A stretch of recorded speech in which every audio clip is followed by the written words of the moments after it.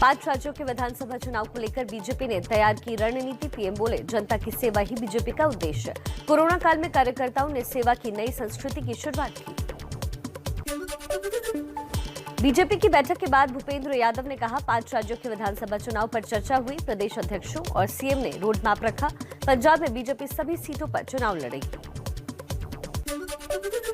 BJP कार्यकारिणी की बैठक में पहुंचे पीएम मोदी का महिलाओं ने छठ का गीत गाकर किया स्वागत। छठ पूजा की थाली लिए महिलाओं को पीएम ने हाथ जोड़कर नमस्कार किया। बीजेपी के वरिष्ठ नेता लालकृष्ण आडवाणी और मुरली मनोहर जोशी राष्ट्रीय कार्यकारिणी की बैठक में वर्चुअली शामिल हुए। कोरोना की वजह से सभी सदस्य शामिल नहीं हो पाए। बीजेपी राष्ट्रीय कार्यकारिणी में दिखा योगी आदित्यनाथ के बढ़ते राजनीतिक कद का असर। बैठक में सीएम योगी ने राजनीतिक प्रस्ताव पेश किया। राष्ट्रीय कार्यकारिणी की बैठक पर बोले यूपी के प्रदेश अध्यक्ष स्वतंत्र देव सिंह। कहा, चुनावी राज्यों में केंद्र और राज्य सरकार की योजनाओं के काम पर चर्चा हुई। बीजेपी की राष्ट्रीय कार्यकारिणी की बैठक पर कांग्रेस का तंज। कहा, राष्ट्रवादियों को राष्ट्रीय कार्यकारिणी की बैठक। चीन को लेकर रणनीति साझा करे सरकार। गौतम बुद्ध नगर में जेवर एयरपोर्ट के शिलान्यास की तारीख तय हो गई है। 25 नवंबर को जेवर एयरपोर्ट का भूमि पूजन कर सकते हैं पीएम मोदी। जेवर में एशिया का सबसे बड़ा एयरपोर्ट बन रहा है। गृह मंत्री अमित शाह का 12 और 13 नवंबर को यूपी दौरा। वाराणसी, आजमगढ़ और जौनपुर में पार्टी के कार्यक्रम में शामिल होंगे। यूपी में चुनाव ऐलान से पहले इसी महीने पूर्वांचल एक्सप्रेस का उद्घाटन हो सकता है। पीएम मोदी 15 या 16 नवंबर को कर सकते हैं उद्घाटन। लखनऊ से गाजीपुर तक 340 किलोमीटर लंबा है Purvanchal express. Purvanchal express way के उद्घाटन को लेकर अखिलेश यादव का सीएम योगी पर तंज। कहा, Purvanchal express way Agra Lucknow express way से अच्छा नहीं है। यूपी के सीएम योगी आदित्यनाथ का आज शामली और रामपुर का दौरा। कोरोना में वापस लौटे पलायन करने वाले परिवारों से मिलेंगे। कई लोगों का शिलान्यास और लोकार्पण भी कई योजनाओं का शिलान्यास और लोकार्पण करेंगे। समाजवादी पार्टी के अध्यक्ष अखिलेश यादव ने अंबेडकर नगर में रैली की। कहा, 2022 में बदलाव होकर रहेगा। बीएसपी से निकाले गए राम अचल राजभर और लालजी वर्मा समाजवादी पार्टी में शामिल होंगे। बीएसपी सुप्रीमो मायावती का अखिलेश यादव पर हमला। कहा, बीएसपी और दूसरी विपक्षी पार्टियों से निकाले गए लोगों को लाने से समाजवादी पार्टी का जनाधार नहीं बढ़ने वाला।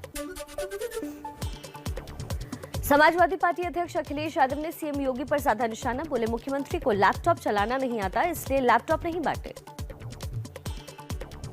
और आइए तेज रफ्तार से आपको कुछ और जरूरी खबरें बता देते हैं। निषाद पार्टी के अध्यक्ष संजय निषाद का विवादित बयान। कहा, अयोध्या के राजा दशरथ के पुत्र नहीं थे राम, बल्कि पुत्रेष्टि यज्ञ कराने वाले श्रृंगी ऋषि के बेटे थे। पश्चिमी यूपी की शामली में आरएलडी अध्यक्ष जयंत चौधरी का परिवर्तन संदेश। रैली में बड़ा वादा। बोले, चुनाव के बाद 1 करोड़ युवाओं को नौकरी और किसानों को 1.5 गुना ज्यादा गन्ने का मूल्य देंगे। अमेठी जिले की 2 सड़कों को लेकर लखनऊ में अनशन पर बैठे समाजवादी पार्टी के विधायक राकेश प्रताप सिंह की तबीयत बिगड़ी। अस्पताल में भर्ती। 8 दिन से आमरण अनशन पर है राकेश।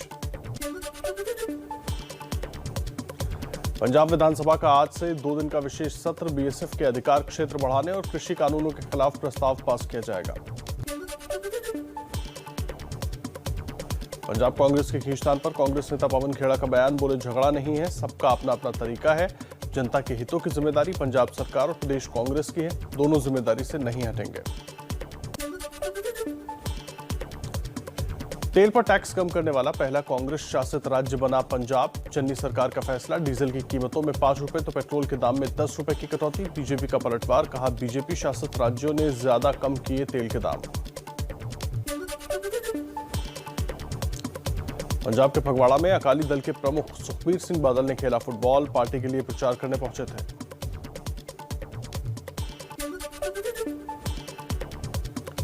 गोवा में खनन रोक के खिलाफ अभियान चलाने वाले नेता पोती गांवकर आम आदमी पार्टी में शामिल। दिल्ली के सीएम अरविंद केजरीवाल की मौजूदगी में सदस्यता ली।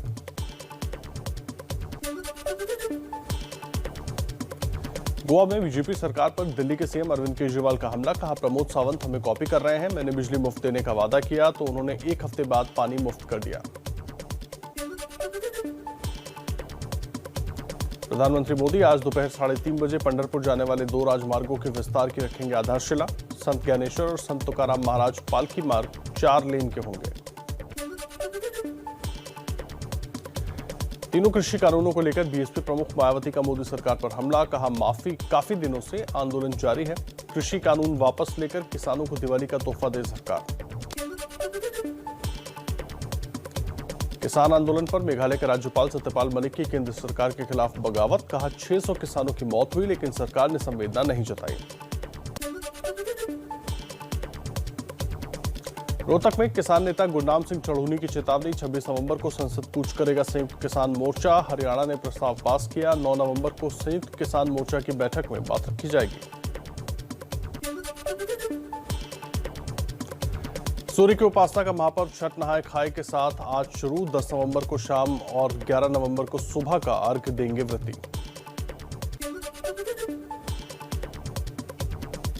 बीजेपी नेता प्रवेश वर्मा की दिल्ली सरकार को चुनौती। बोले मैं आज आईटीओ पर छठ पूजा स्थल की साफ सफाई कराकर पूजा शुरू कर रहा हूं। अगर केजरीवाल में हिम्मत है तो रोक कर दिखाएं। दिल्ली की कोंडली नहर में पानी न छोड़े जाने से लेकर विरोध प्रदर्शन। आम आदमी पार्टी के विधायक अपने अपने विधानसभा क्षेत्र में करेंगे प्रदर्शन। दिल्ली में छठ पर सियासत जारी। द्वारका के वेस्ट सागरपुर में छठ घाट बनाने को लेकर आम आदमी पार्टी के विधायकों ने दिया धरना। एमसीडी पर घाट बनाने की अनुमति नहीं देने का आरोप लगाया। पुलिस और अर्धसैनिक बल तैनात।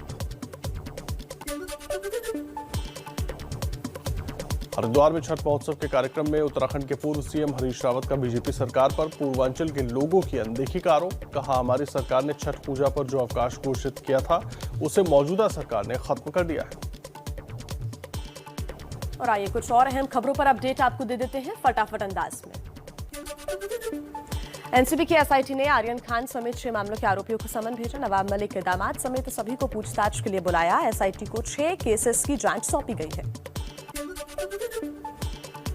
एनसीबी के समीर वानखेड़े पर लगे वसूली के आरोपों की जांच कर रही विजिलेंस टीम आज मुंबई पहुंचेगी। एनसीबी की विजिलेंस टीम ने गवाह प्रभाकर सैल को नोटिस भेजकर पूछताछ के लिए बुलाया है। क्रूज ड्रग्स मामले में सुनील पाटिल ने मुंबई पुलिस की एसआईटी के सामने दर्ज कराया बयान। एबीपी न्यूज से बातचीत में सुनील पाटिल ने कहा मैं मास्टरमाइंड नहीं हूं। क्रूज पार्टी के नीरज यादव ने पहली टिप दी थी।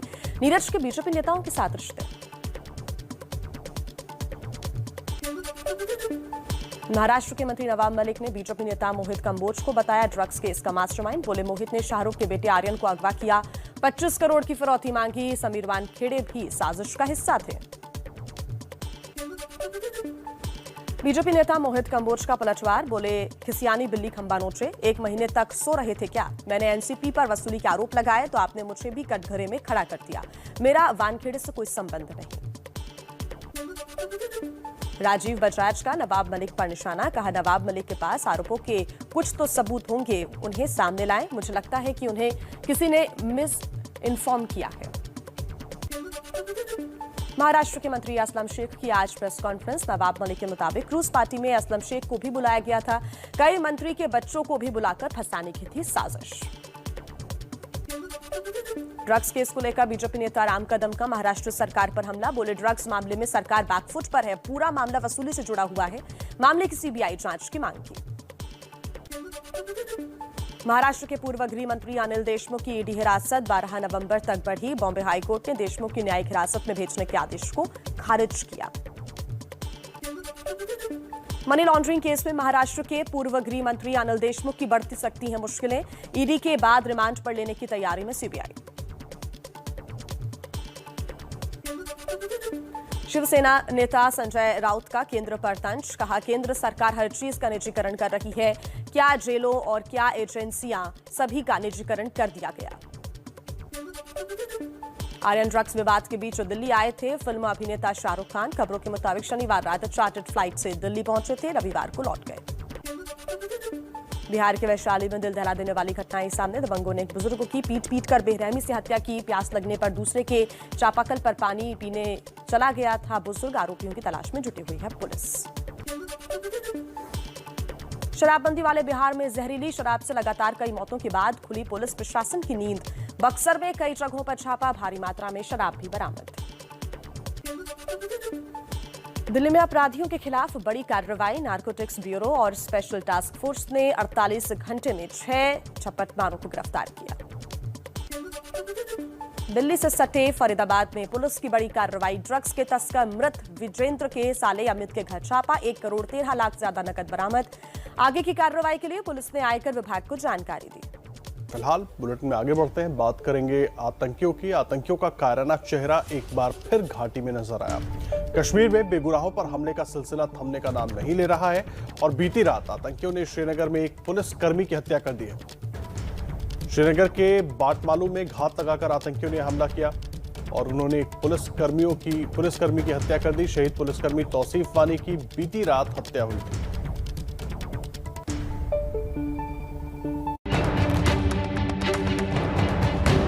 पाकिस्तान के पालतू पिट्ठुओं की कायराना हरकत। देश के वीर सपूत पर फिर छिपकर किया वार। कश्मीर के बेटे बीती शाम ये घटना हुई श्रीनगर के बटमालू इलाके में। आतंकियों ने घात लगाकर जम्मू कश्मीर पुलिस के जवान तौसीफ अहमद वानी को उनके घर के बाहर गोली मार दी। तौसीफ को फौरन अस्पताल ले जाया गया, लेकिन उनकी जान नहीं बचाई जा सकी। जम्मू कश्मीर के उपराज्यपाल मनोज सिन्हा ने इस हमले की निंदा करते हुए ट्विटर पर लिखा है, मैं श्रीनगर के बटमालू में आतंकवादियों द्वारा हमारे बहादुर पुलिस जवान तौसीफ वानी की नृशंस हत्या की कड़ी निंदा करता हूँ। ये कायरतापूर्ण हमला है। अपराधियों को बहुत जल्द न्याय के कटघरे में लाया जाएगा। इस दुख की घड़ी में शहीद के परिवार के प्रति मैं गहरी संवेदना व्यक्त करता हूँ। उमर अब्दुल्ला की पार्टी नेशनल कॉन्फ्रेंस ने भी घटना की निंदा की है। पार्टी ने ट्वीट किया है, श्रीनगर के बटमालू में 29 वर्षीय पुलिसकर्मी पर किए गए कायरतापूर्ण हमले की स्पष्ट रूप से निंदा करते हैं, जिसमें उसने अपनी जान गंवा दी। निंदा के लिए शब्द पर्याप्त नहीं होंगे। अल्लाह उन्हें जन्नत में जगह दे। दुख की इस घड़ी में हमारी संवेदनाएं उनके परिवार और दोस्तों के साथ है। जम्मू कश्मीर में आतंक के खिलाफ ऑपरेशन ऑल आउट के बाद आतंकवादियों ने अपनी रणनीति बदल ली है।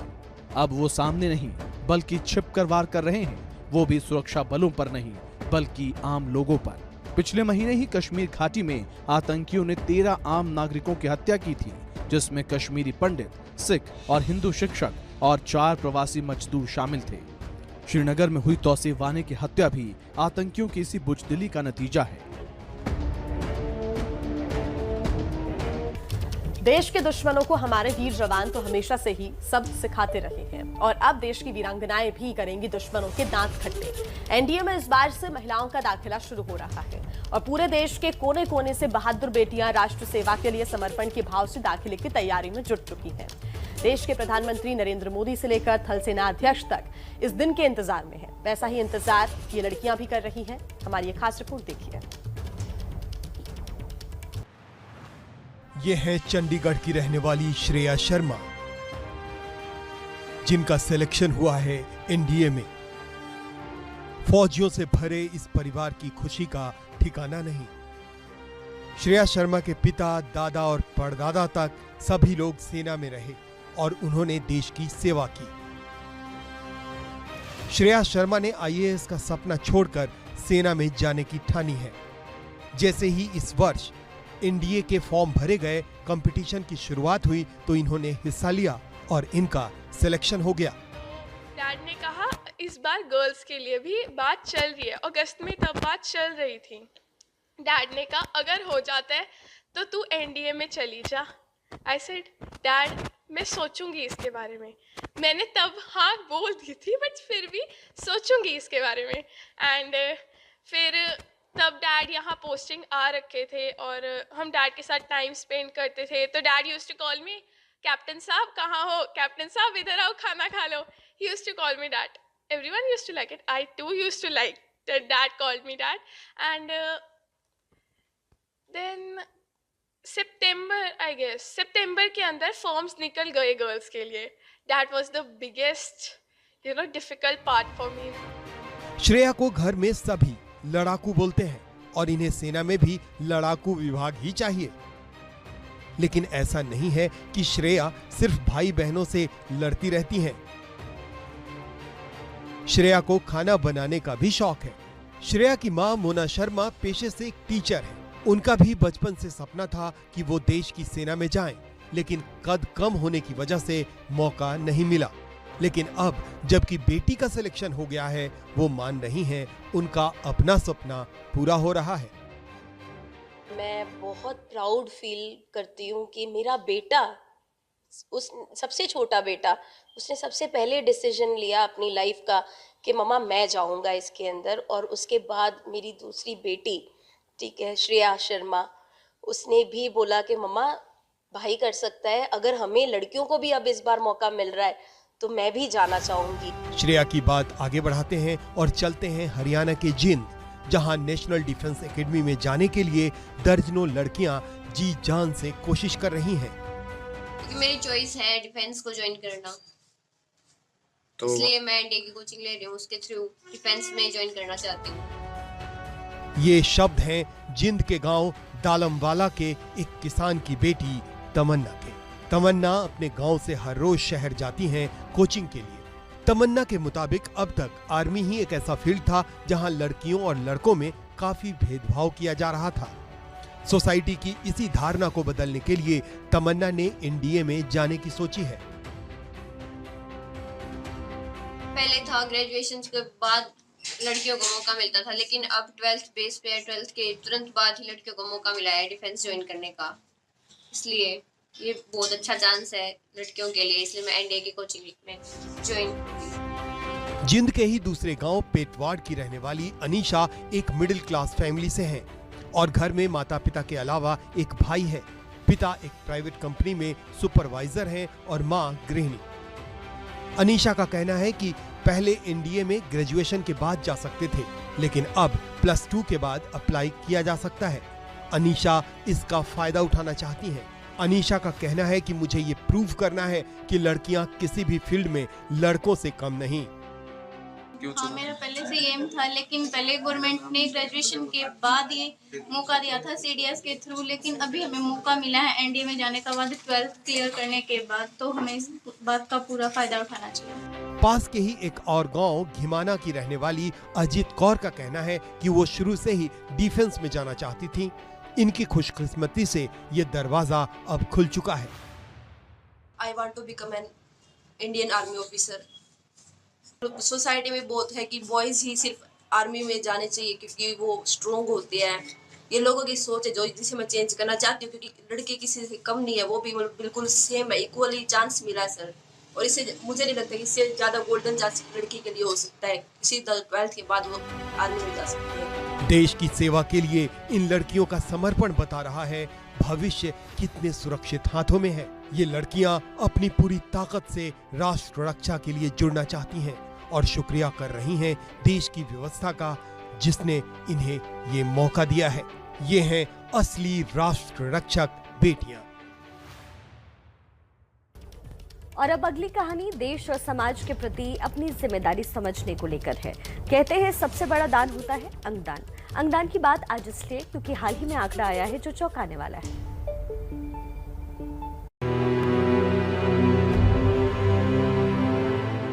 ये तस्वीर गुजरात के सूरत के एक अस्पताल की है। बेड पर हैं 14 साल के धार्मिक काकड़िया। धार्मिक की किडनी ने काम करना बंद कर दिया था और काफी कोशिश के बाद भी डॉक्टर उनकी जान बचा नहीं सके। लेकिन अपने बेटे को यूं जाता देख गम के बीच भी धार्मिक के माता पिता ने अंगदान के महत्व को समझकर बेटे धार्मिक के अंगों का दान कर दिया, जिससे 6 जरूरतमंद लोगों को नया जीवन दान मिला। इस काम में अंगदान पर काम कर रही संस्था डोनेट लाइफ ट्रस्ट ने इनका साथ दिया।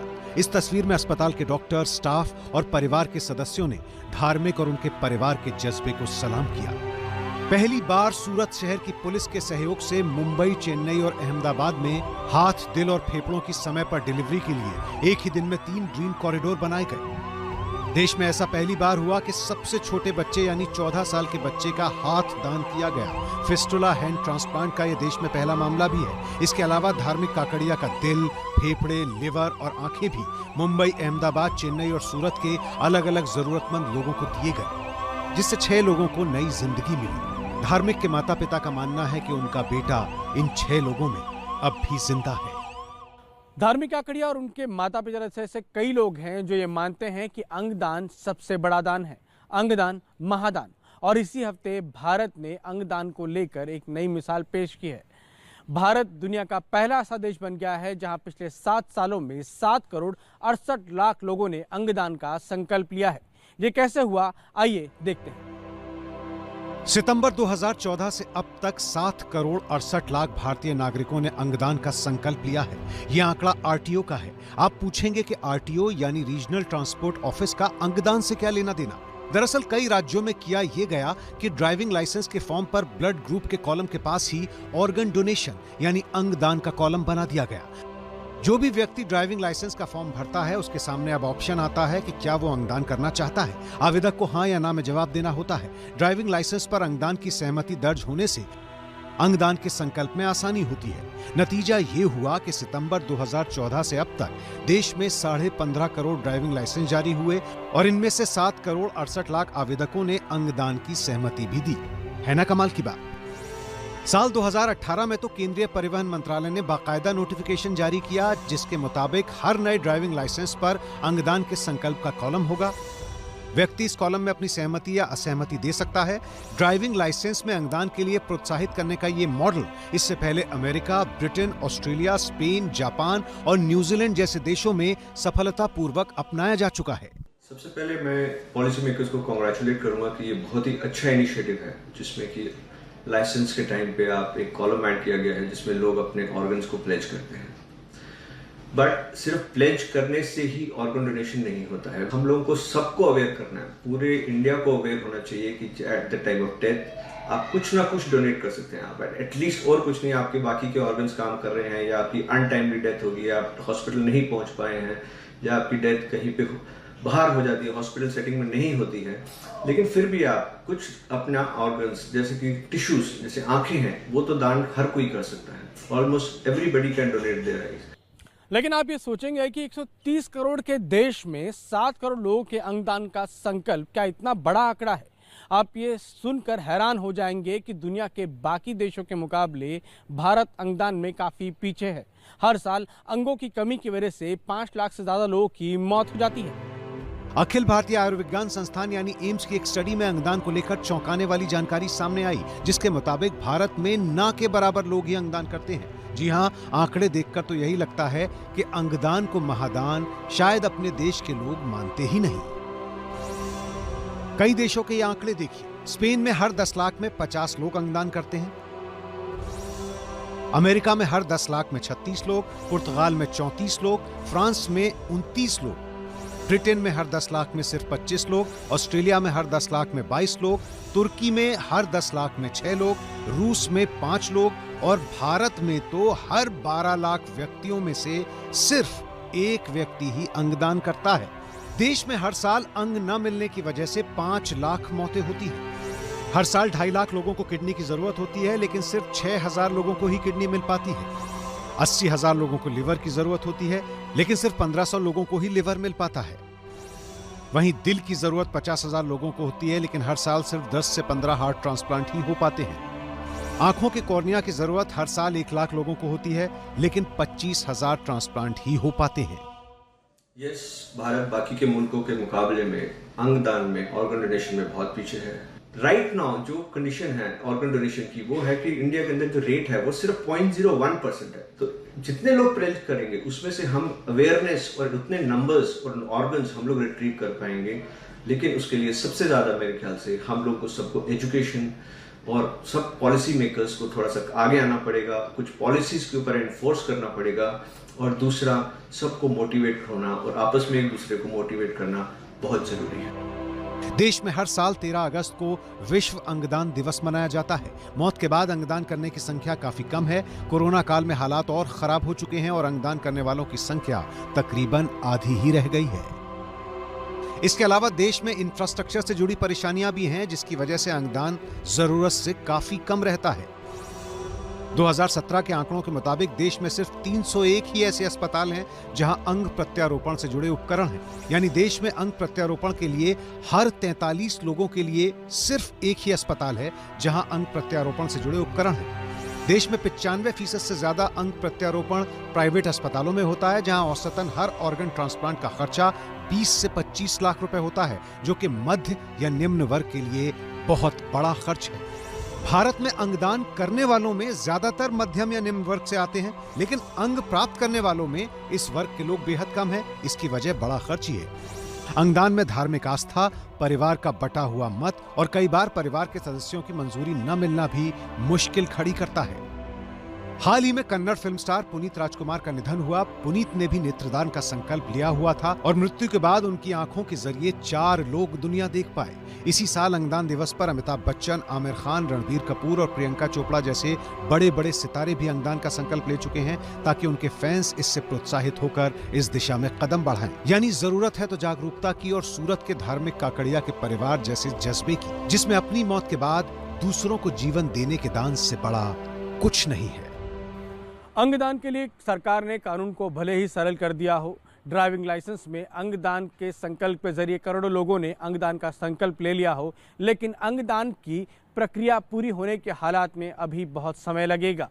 उम्मीद है कि सही प्रोत्साहन और जानकारी के जरिए अंगदान होंगे और इससे लोगों को नई जिंदगी मिलेगी। ये कुछ और खबरें आपको दिखा देते हैं। दिवाली से पहले केंद्र सरकार ने पेट्रोल और डीजल की एक्साइज ड्यूटी घटाई।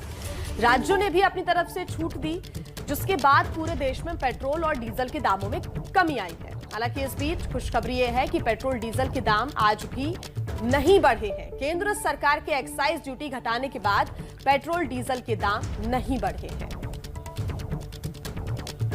जी, और देखिए इस बीच इस वक्त की बड़ी खबर भी आपको बता देते हैं। राजधानी दिल्ली से ये बड़ी खबर है, जहां देखिए एनसीबी की विजिलेंस टीम मुंबई के लिए रवाना हो गई है। विजिलेंस टीम समीर वानखेड़े पर लगे रिश्वतखोरी के आरोपों की जांच कर रही है। एनसीबी की विजिलेंस टीम ने वसूली का आरोप लगाने वाले गवाह प्रभाकर सैल को नोटिस भेजकर पूछताछ के लिए बुलाया है। प्रभाकर ने दावा किया था कि केपी गोसावी ने शाहरुख खान से आर्यन को छोड़ने के एवज में 25 करोड़ रुपए की रिश्वत मांगी थी। इसके लिए गोसावी ने शाहरुख खान के मैनेजर पूजा ददलानी को फोन भी किया था। ये बड़ी जानकारी इस वक्त हम आपको दे रहे हैं।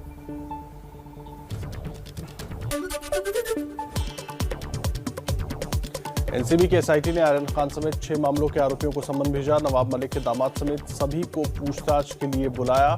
एसआईटी को 6 केसों की जांच सौंपी गई है। क्रूज ड्रग्स मामले में सुनील पाटिल ने मुंबई पुलिस की एसआईटी के सामने दर्ज कराया बयान। एबीपी न्यूज से बातचीत में सुनील पाटिल ने कहा, मैं मास्टरमाइंड नहीं हूं। क्रूज पार्टी की नीरज यादव ने पहली टिप दी थी। नीरज के बीजेपी नेताओं से रिश्ते।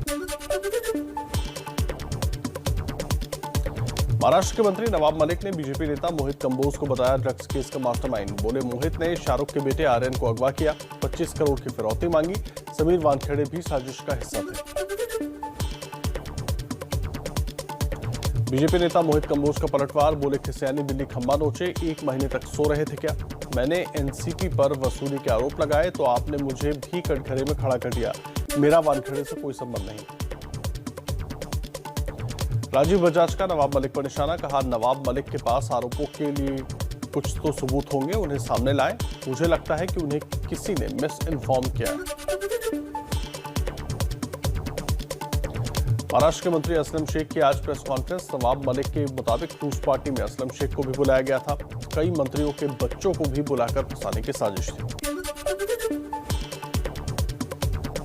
ड्रग्स केस को लेकर बीजेपी नेता राम कदम का महाराष्ट्र सरकार पर हमला। बोले, ड्रग्स मामले में सरकार बैकफुट पर है, पूरा मामला वसूली से जुड़ा है, मामले की सीबीआई जांच की मांग की। महाराष्ट्र के पूर्व गृह मंत्री अनिल देशमुख की ईडी हिरासत 12 नवंबर तक बढ़ी। बॉम्बे हाईकोर्ट ने देशमुख को न्यायिक हिरासत में भेजने के आदेश को खारिज किया। मनी लॉन्ड्रिंग केस में महाराष्ट्र के पूर्व गृह मंत्री अनिल देशमुख की बढ़ सकती है मुश्किलें। ईडी के बाद रिमांड पर लेने की तैयारी में सीबीआई। शिवसेना नेता संजय राउत का केंद्र पर तंज। कहा, केंद्र सरकार हर चीज का निजीकरण कर रही है। क्या जेलों और जांच एजेंसियों का भी निजीकरण कर दिया है? आर्यन ड्रग्स विवाद के बीच दिल्ली आए थे फिल्म अभिनेता शाहरुख खान। खबरों के मुताबिक शनिवार रात चार्टर्ड फ्लाइट से दिल्ली पहुंचे थे, रविवार को लौट गए। 5 राज्यों के विधानसभा चुनाव को लेकर बीजेपी ने तैयार की रणनीति। पीएम बोले, जनता की सेवा ही बीजेपी का उद्देश्य। कोरोना काल में कार्यकर्ताओं ने सेवा की नई संस्कृति की शुरुआत की। बीजेपी की बैठक के बाद भूपेंद्र यादव ने कहा, 5 राज्यों के विधानसभा चुनाव पर चर्चा हुई। प्रदेश अध्यक्षों और सीएम ने रोडमैप रखा। पंजाब में बीजेपी सभी सीटों पर चुनाव लड़ेगी। और आइए कुछ और अहम खबरों पर आपको अपडेट देते हैं फटाफट अंदाज में।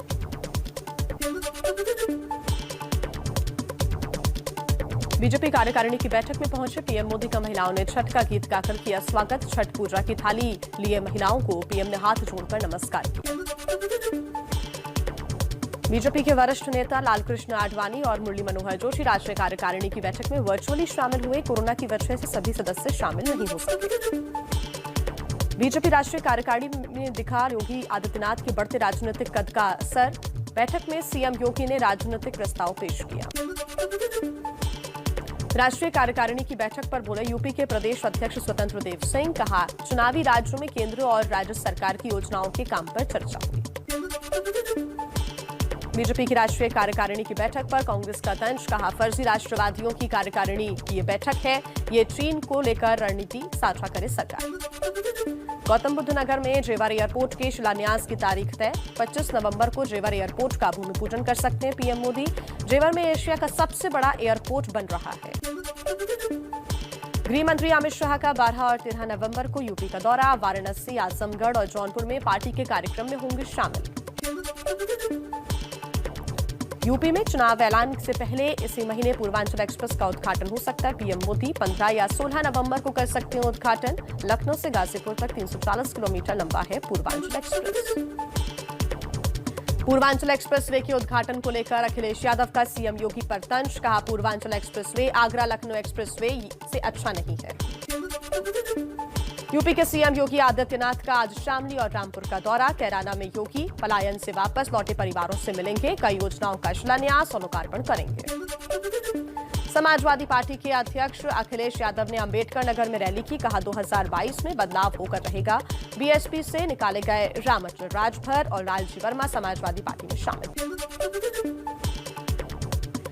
बीएसपी सुप्रीमो मायावती का अखिलेश यादव पर हमला। कहा, बीएसपी और दूसरी विपक्षी पार्टियों से निकाले गए लोगों को लाने समाजवादी पार्टी का जनाधार नहीं बढ़ने वाला। समाजवादी पार्टी अध्यक्ष अखिलेश यादव ने सीएम योगी पर साधा निशाना। बोले, मुख्यमंत्री को लैपटॉप चलाना नहीं आता, इसलिए लैपटॉप नहीं बांटे।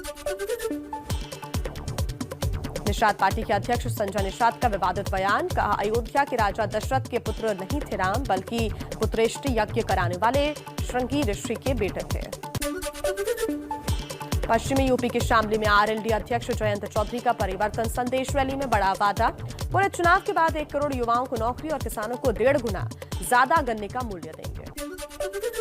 अमेठी जिले की 2 सड़कों को लेकर लखनऊ में अनशन पर बैठे समाजवादी पार्टी के विधायक राकेश प्रताप सिंह की तबीयत बिगड़ी, अस्पताल में भर्ती। 8 दिन से आमरण अनशन पर है राकेश।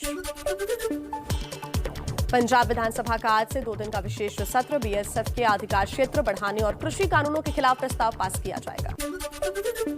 पंजाब कांग्रेस की खींचतान पर कांग्रेस नेता पवन खेड़ा का बयान। बोले, झगड़ा नहीं है, सबका अपना तरीका है। जनता के हितों की जिम्मेदारी पंजाब सरकार और प्रदेश कांग्रेस की है, दोनों जिम्मेदारी से नहीं हटेंगे। तेल पर टैक्स कम करने वाला पहला कांग्रेस शासित राज्य बना पंजाब। चन्नी सरकार का फैसला। डीजल की कीमतों में 5 रुपए तो पेट्रोल के दाम में 10 रुपए की कटौती की। बीजेपी का पलटवार। कहा, बीजेपी शासित राज्यों ने ज्यादा कम किए तेल के दाम। पंजाब के फगवाड़ा में अकाली दल के प्रमुख सुखबीर सिंह बादल ने खेला फुटबॉल। पार्टी के लिए प्रचार करने के लिए पहुंचे थे। और चलिए अब कुछ और खबरें आप तक पहुंचाते हैं तेज रफ्तार में।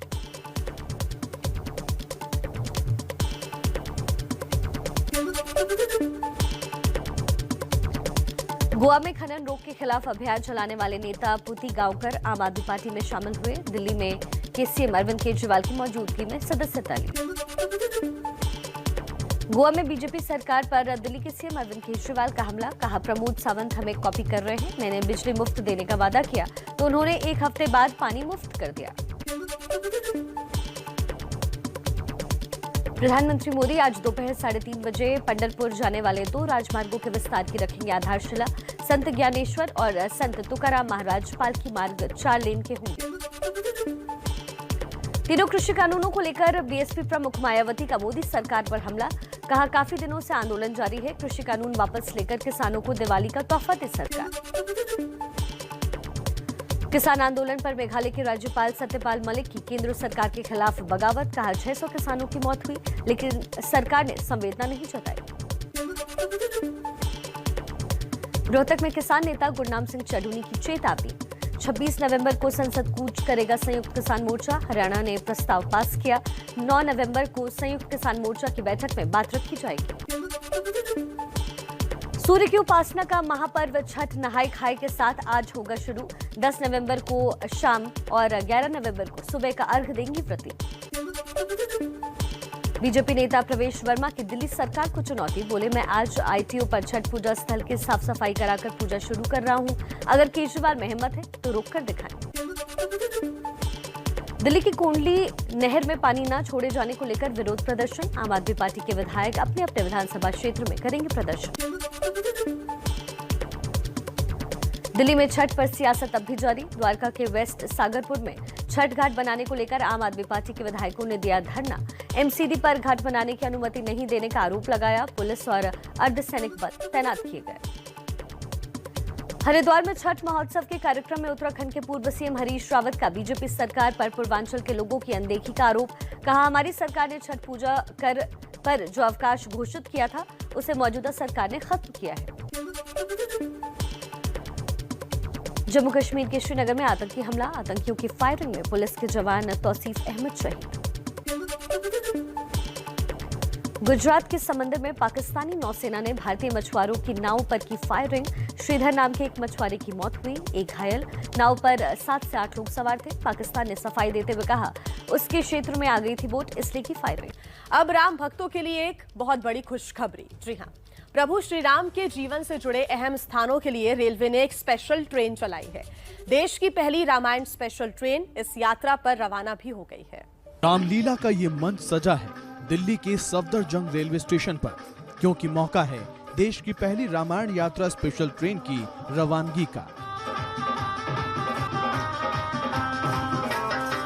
ट्रेन को रवाना करने से पहले प्लेटफॉर्म पर बाकायदा राममय माहौल बनाया गया। रामायण स्पेशल ट्रेन 7500 किलोमीटर की यात्रा 17 दिन में पूरा करेगी। यात्रा के दौरान प्रभु श्री राम के जीवन से जुड़े प्रमुख स्थानों का यात्रियों को दर्शन कराया जाएगा। ट्रेन दिल्ली से पहले अयोध्या जाएगी, उसके बाद सीतामढ़ी पहुंचेगी। वहां से सड़क मार्ग से यात्रियों को नेपाल के राम जानकी मंदिर ले जाया जाएगा। फिर वाराणसी, चित्रकूट, नासिक, हम्पी का सफर होगा। ट्रेन का आखिरी सफर रामेश्वरम होगा, जहां से ट्रेन दिल्ली वापस लौटेगी। पूरी टूर को नाम दिया गया श्री रामायण यात्रा, और इसमें जो उद्देश्य है कि जो भगवान राम के जीवन से जुड़े हुए जो स्थल हैं, उन सारे स्थलों को कवर करते हुए ये एक रेल रूट बना के और पर्यटकों को दिखाया जाए। तो ऐसी ये यात्रा है। ये डीलक्स एसी ट्रेन है, जिसमें सिर्फ फर्स्ट एसी और सेकंड एसी के ही डिब्बे होंगे। हर कोच में सीसीटीवी कैमरे और गार्ड की सुरक्षा होगी। रेल के डिब्बों के अंदर ही शॉवर कक्ष की भी सुविधा होगी। ट्रेन में 2 रेस्टोरेंट, एक मॉडर्न रसोई घर भी है। सेकंड एसी का किराया 82,950 रुपए प्रति यात्री है, जबकि फर्स्ट एसी का किराया 1,02,095 रुपए प्रति यात्री है। दरअसल ये ट्रेन किसी चलते फिरते 3 स्टार होटल की तरह है।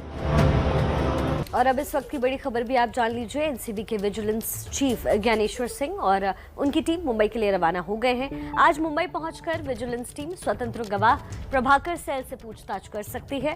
प्रभाकर सैल को दोपहर 2 बजे के करीब पेश होने को कहा गया है। सैल ने पिछले महीने एक हलफनामे में आरोप लगाया था कि क्रूज मादक पदार्थ मामले में आर्यन खान की गिरफ्तारी के बाद उसने केवी गोसावी को 25 करोड़ रुपए की सौदेबाजी करते सुना था, और इसी मामले में आज उसकी पेशी होनी है। आपको बता दें, सेल ने पिछले महीने एक हलफनामे में आरोप लगाया कि क्रूज मादक पदार्थ मामले में आर्यन खान की गिरफ्तारी के बाद शाहरुख से 25 करोड़ की सौदेबाजी हुई थी, जो पूरी नहीं हो पाई, जिसके बाद आर्यन खान की गिरफ्तारी हुई थी। तो इस वक्त की बड़ी खबर, एनसीबी के विजिलेंस चीफ ज्ञानेश्वर सिंह और उनकी टीम मुंबई रवाना हो चुकी है।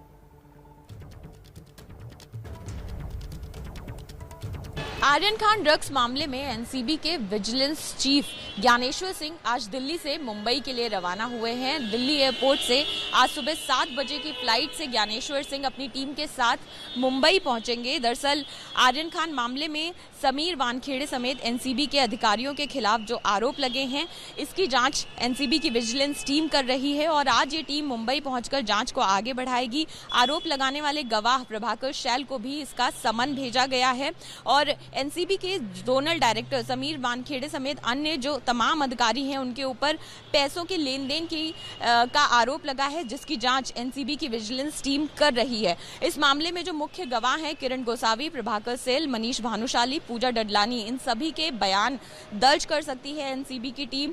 इसके साथ ही सैम डिसूजा से भी पूछताछ हो सकती है और साथ ही साथ सूत्रों की माने तो एनसीबी की विजिलेंस टीम जो है वो स्पॉट को भी विजिट करेगी और इसके साथ ही अगर जरूरत पड़ती है तो आर्यन खान को भी पूछताछ के लिए बुलाया जा सकता है। तो एनसीबी की टीम मुंबई पहुंचकर आज इस जांच को आगे बढ़ाएगी। कैमरा पर्सन अजय तिवारी के साथ अंजलि सिंह, एबीपी न्यूज, दिल्ली। देखिए, मुंबई के क्रूज ड्रग्स केस के आरोपियों से एक बार फिर पूछताछ शुरू हो गई है। रविवार को एनसीबी की एसआईटी ने इस केस से जुड़े 2 आरोपियों से पूछताछ की। इस मामले में आर्यन को भी बुलाया गया था, लेकिन वो नहीं पहुंचे। आर्यन से आज या कल में पूछताछ हो सकती है। दूसरी ओर एनसीबी अधिकारियों पर लगे आरोपों की जांच के लिए भी विजिलेंस टीम दोबारा मुंबई रवाना हो चुकी है।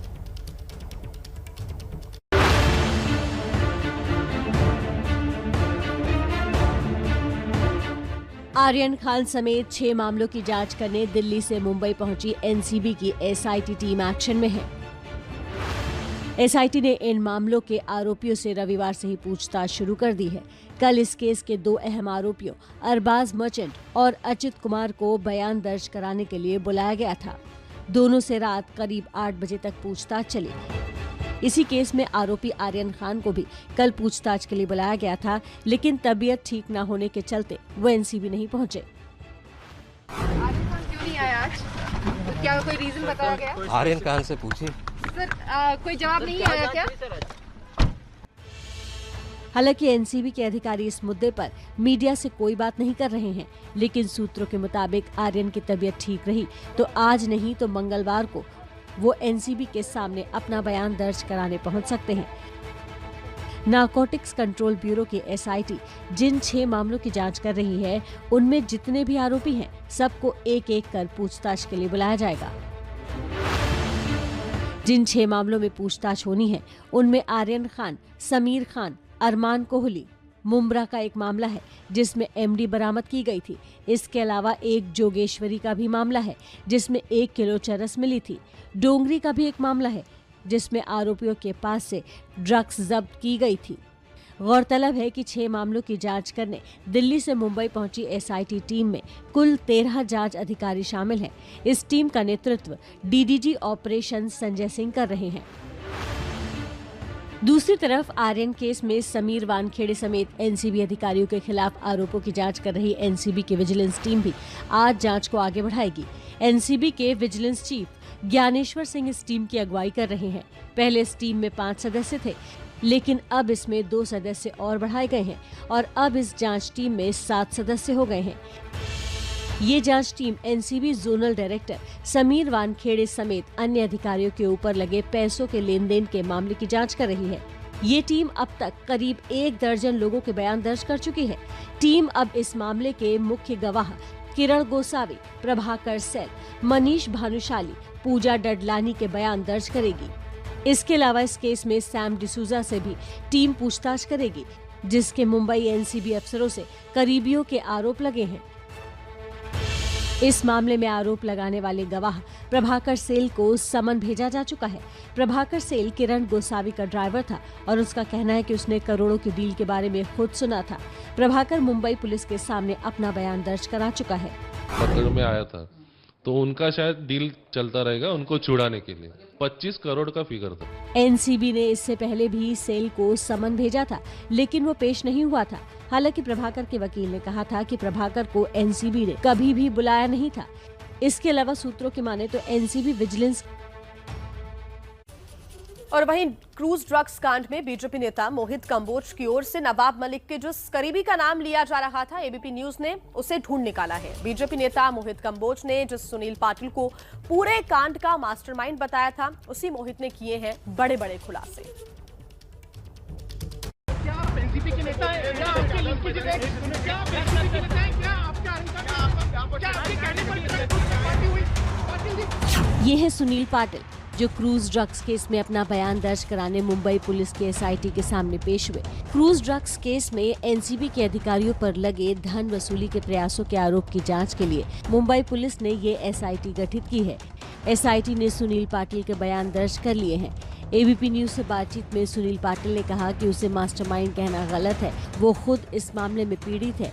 सुनील पाटिल के मुताबिक क्रूज पर छापा मरवाने में मनीष भानुशाली ने उससे मदद मांगी थी। नीरज यादव ने मनीष भानुशाली को फोन किया।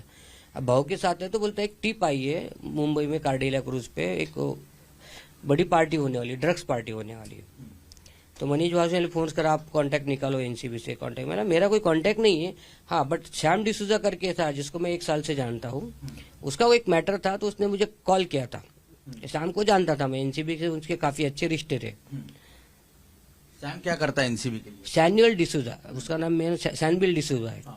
सैमुअल डिसूजा एक्चुअली एक केस में था। 4 महीना पहले इसने मुझे फोन किया था कि भाई मेरे पे एक एनसीबी का समन्स आया है, मेरे को थोड़ा सा हेल्प करो, या फिर मेरा कोई कांटेक्ट नहीं तो मैं ये सब हेल्प नहीं करता। इस मामले में सुनील ने मनीष भानुशाली की मदद कैसे की, ये जानने से पहले जान लीजिए कि इस मामले में एक नया नाम नीरज यादव का आया है। आखिर कौन है नीरज यादव? नीरज यादव ये जो पहली टिप देने वाला, नीरज यादव ने धवल को 4 बजे कहा कि क्रूज पार्टी हो रही है बॉम्बे में, बहुत बड़ा गेम है, आप करते हो क्या? तो मैंने मना कर दिया। नीरज यादव ये है मध्य प्रदेश का रहने वाला, वहाँ के गृह मंत्री नरोत्तम मिश्रा और कैलाश विजयवर्गीय का कार्यकर्ता है। सुनील पाटिल का कहना है कि सैम डिसूजा का नंबर उसने मनीष भानुशाली और उसके साथियों को दिया था, लेकिन क्या इससे ये जाहिर हो जाता है कि ये सैम ही इस मामले की कड़ी थी और सैम ने ही मनीष भानुशाली को एनसीबी अधिकारियों से मिलवाया? क्या सैम के संबंध सीधे एनसीबी अधिकारियों से थे? जब सैम डिसूजा ने 4 महीना पहले पैसा दिया है, वो खुद एग्री करता है, तो आप सैम से ही पूछो, उसका हो सकता है तभी तो उसने पैसे देके छूटा हो 4 महीना पहले जून में। सैम का काम क्या है? सैम करता क्या वो ड्रग पेडलरिंग का काम करता है? उसके कॉन्टैक्ट्स देखो आप, सैम के कॉन्टैक्ट लिस्ट अभी जब जांच एजेंसी पता करेगी तो उसके कॉन्टैक्ट लिस्ट में देखो किस किस के नंबर है, किस किस को सीडीआर निकालेंगे। जब अगर काम करता होगा तभी समन्स आया होगा ना। मनीष भानुशाली, सैम डिसूजा, किरण गोसावी वो दिन एनसीबी के ऑफिस से कंटिन्यू साथ में ही थे ना। मुझे 2 तारीख को जब पता चला कि इन्होंने रेड की, मेरे को जगाया गया होटल से, धवल का फोन आया था 10 साढ़े 10 बजे कि आप उठो, ये काम हो गया उनका।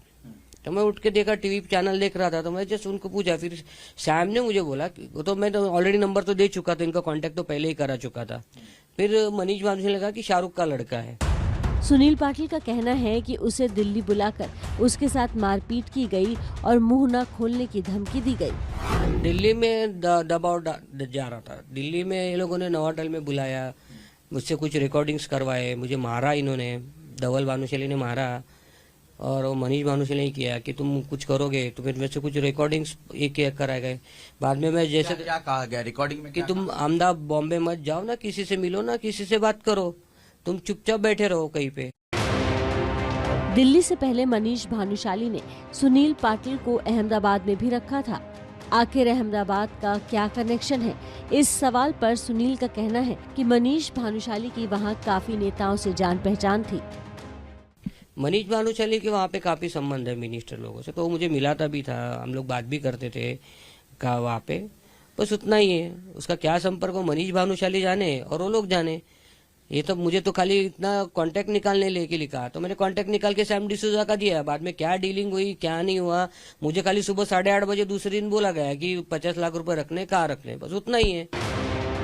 सुनील पाटिल पर एनसीपी नेता और महाराष्ट्र के मंत्री नवाब मलिक और महाराष्ट्र के पूर्व गृह मंत्री के बेटे के करीबी होने के भी आरोप लगे हैं, लेकिन सुनील इन आरोपों को गलत बता रहे हैं। बात तो मैं ऋषिकेश देशमुख से मेरा आज तक हाय बाय नहीं है, हाय बाय भी उससे नहीं है, हाय हेलो भी नहीं है, मेरा उससे कोई कांटेक्ट एक पैसे का नहीं है। नवाब मलिक जी से मैं जानता, खाली हमारे नेता करके देखा था, बट आज तक मैं उनसे कभी रूबरू नहीं मिला ना। एनसीपी के कार्यकर्ता है? मैं 2016 तक था एनसीपी, 99 से 2016-17 तक एनसीपी का कार्यकर्ता था। उसके बाद मैंने राजनीति से ही हट गया हूँ मैं। सुनील पाटिल का दावा है कि मनीष भानुशाली ने उसे एक लिस्ट भेजी थी कि उस दिन क्रूज पर कौन कौन आने वाला है। उसमें आर्यन खान का नाम नहीं था, अरबाज मर्चेंट का नाम था।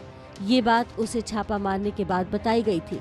सुनील पाटिल के इस खुलासे के बाद निश्चित तौर पर इस केस में एक नया मोड़ आ गया है। देखिए, ड्रग्स केस में जांच तो अपनी जगह है, मेन फोकस एनसीबी और महाराष्ट्र के कैबिनेट मंत्री नवाब मलिक के बीच चल रहा झगड़ा है। नवाब मलिक लगातार एनसीबी अधिकारी समीर वानखेड़े और बीजेपी के नेताओं पर वसूली रैकेट चलाने के आरोप लगा रहे हैं। रविवार को तो उन्होंने यहां तक कह दिया कि आर्यन की किडनैपिंग की साजिश रची गई थी। नवाब मलिक और उसका परिवार डरने वाला नहीं है। लड़ाई नाइंसाफी के खिलाफ है, लड़ाई हजारों करोड़ का एक्सटॉर्शन जो शहर में हो रहा है उसके खिलाफ है। क्रूज ड्रग्स केस को लेकर एनसीपी नेता नवाब मलिक ने एक बार फिर समीर वानखेड़े पर गंभीर आरोप लगाए। नवाब मलिक ने आरोप लगाया कि पूरा मामला किडनैपिंग और वसूली से जुड़ा हुआ है और इस किडनैपिंग का मास्टरमाइंड बीजेपी नेता मोहित कंबोज है, जिसके समीर वानखेड़े से करीबी संबंध है। मोहित कंबोज के साले की जरिए ट्रैप लगाई गई, वहां आर्यन खान को पहुंचाया गया और किडनैप करके 25 करोड़ की फिरौती मांगने का खेल शुरू हुआ। डील 18 करोड़ में हो गई, 50 लाख रुपए उठाए गए, लेकिन एक सेल्फी ने पूरा खेल बिगाड़ दिया। ये सच्चाई है। किडनैपिंग का मास्टरमाइंड है वो मोहित कंबोज है। उगाई के खेल में मोहित कंबोज ये वानखेड़े का साथी है। नवाब मलिक पहले से कह रहे हैं कि एनसीबी ने मोहित कंबोज के साले ऋषभ सचदेवा को भी क्रूज पर पकड़ा था, लेकिन ऋषभ प्रतीक गाबा और आमिर फर्नीचर वाला को हिरासत में लेने के बाद छोड़ दिया था। यानी आर्यन को वसूली के लिए फंसाया गया, लेकिन गोसावी की आर्यन के साथ सेल्फी ने पूरा मामला खोल कर रख दिया।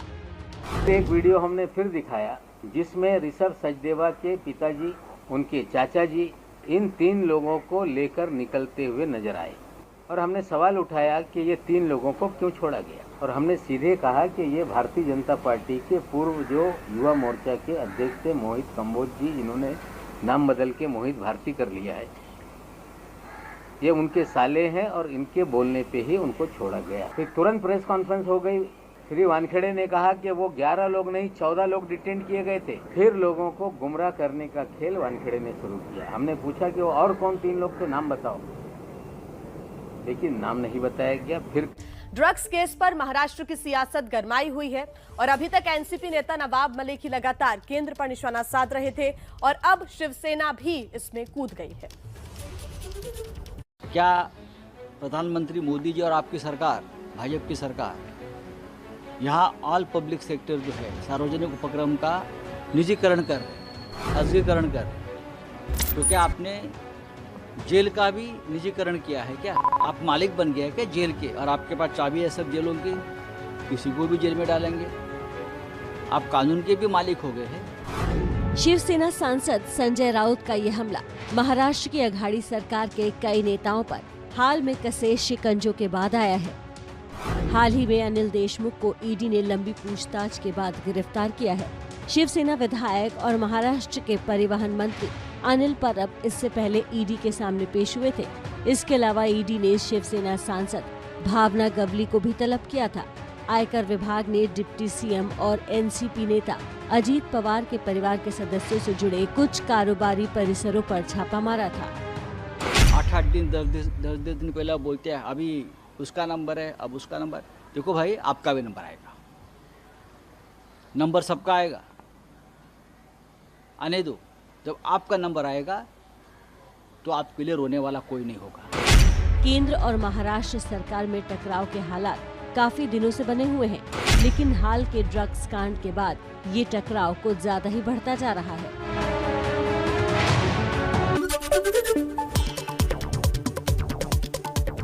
एनसीबी की एसआईटी ने आर्यन खान समेत 6 मामलों के आरोपियों को समन भेजा। नवाब मलिक के दामाद समेत सभी को पूछताछ के लिए बुलाया। एसआईटी को 6 केसेस की जांच सौंपी गई है। महाराष्ट्र के पूर्व गृह मंत्री अनिल देशमुख की ईडी हिरासत 12 नवंबर तक बढ़ी। बॉम्बे हाई कोर्ट ने देशमुख को न्यायिक हिरासत में भेजने के आदेश को खारिज किया। मनी लॉन्ड्रिंग केस में महाराष्ट्र के पूर्व गृह मंत्री अनिल देशमुख की बढ़ सकती हैं और मुश्किलें। ईडी के बाद रिमांड पर लेने की तैयारी में है सीबीआई। 5 राज्यों के विधानसभा चुनाव को लेकर बीजेपी ने तैयार की रणनीति। पीएम बोले, जनता की सेवा ही बीजेपी का उद्देश्य। कोरोना काल में कार्यकर्ताओं ने सेवा की नई संस्कृति की शुरुआत की। बीजेपी की बैठक के बाद भूपेंद्र यादव ने कहा, 5 राज्यों के विधानसभा चुनाव पर चर्चा हुई। प्रदेश अध्यक्षों और सीएम ने रोड मैप रखा। पंजाब में बीजेपी सभी सीटों पर चुनाव लड़ेगी। गृह मंत्री अमित शाह का 12 और 13 नवंबर को यूपी दौरा। वाराणसी, आजमगढ़ और जौनपुर में पार्टी के कार्यक्रम में होंगे शामिल। यूपी में चुनाव ऐलान से पहले इसी महीने पूर्वांचल एक्सप्रेस का उद्घाटन हो सकता है। पीएम मोदी 15 या फिर 16 नवंबर को कर सकते हैं उद्घाटन। लखनऊ से गाजीपुर तक 340 किलोमीटर लंबा है पूर्वांचल एक्सप्रेस। चलिए कुछ और खबरें देखते हैं फटाफट अंदाज में। गौतम बुद्ध नगर में जेवर एयरपोर्ट के शिलान्यास की तारीख तय। 25 नवंबर को जेवर एयरपोर्ट का भूमि पूजन कर सकते हैं पीएम मोदी। जेवर में एशिया का सबसे बड़ा एयरपोर्ट बन रहा है। निषाद पार्टी के अध्यक्ष संजय निषाद का विवादित बयान। कहा, अयोध्या के राजा दशरथ के पुत्र नहीं थे राम, बल्कि पुत्रोष्ठी यज्ञ कराने वाले श्रृंगी ऋषि के बेटे थे। पंजाब विधानसभा का आज से 2 दिन का विशेष सत्र। बीएसएफ के अधिकार क्षेत्र बढ़ाने और कृषि कानूनों के खिलाफ प्रस्ताव पास किया जाएगा। रोहतक में किसान नेता गुरनाम सिंह चडूनी की चेतावनी। 26 नवंबर को संसद कूच करेगा संयुक्त किसान मोर्चा। हरियाणा ने प्रस्ताव पास किया। 9 नवंबर को संयुक्त किसान मोर्चा की बैठक में बात रखी जाएगी। सूर्य की उपासना का महापर्व छठ नहाय खाए के साथ आज शुरू। 10 नवंबर को शाम और 11 नवंबर को सुबह का अर्घ देंगी व्रती। बात करते हैं दक्षिण भारत की। दक्षिण भारत का सबसे बड़ा महानगर, जहां से इस वक्त की बड़ी खबर है, मुसीबत में है। चेन्नई में ऐसी बारिश हो रही है कि पूरा शहर पानी में घिर गया है। चेन्नई की सड़कों पर नाव चल रही है। 2015 के भीषण बाढ़ के 6 साल के बाद चेन्नई पर कुदरत ने फिर से कहर बरपाया है।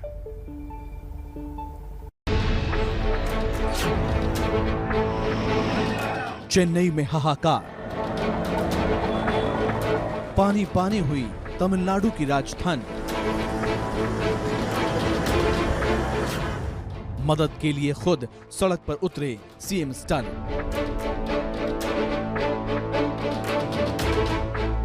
इन तस्वीरों ने चेन्नई के लोगों को 2015 के उस भयावह बाढ़ की याद दिला दी है, जब पूरा शहर समंदर बन गया था। ठीक वही हालात, वही मंजर इस वक्त चेन्नई शहर में दिखाई दे रहे हैं। पिछले 24 घंटे में चेन्नई में इतनी बारिश हुई है कि पिछले 15 साल का रिकॉर्ड टूट गया है। पूरा शहर पानी से लबालब है। वाडापल्ली, गिंडी, सैदापेट, माबलम, वेलाचेरी, व्यासरपाड़ी, एमकेबी नगर में जल भराव के कारण पानी घरों तक घुस आया है। Since 2015, we've been seeing floods for like continuous years only. Even last year there were floods, but last year they took some certain measures to clear it off quickly. But the only issue is that since it's a low-lying area, people, the corporation should come often and clear it off. Only then there won't be any like stagnant waters in here. Chennai में मूसलाधार बारिश और जल भराव से सड़क, rail और हवाई यातायात भी बुरी तरह प्रभावित हुई है। सरकार ने दिवाली पर बाहर घूमने गए लोगों से हाथ सुधरने तक चेन्नई न लौटने की अपील की है। यही नहीं, भारी बारिश के चलते पूंडी, पुलल और चेम्बारमबाकम लेक के गेट खोल दिए गए हैं।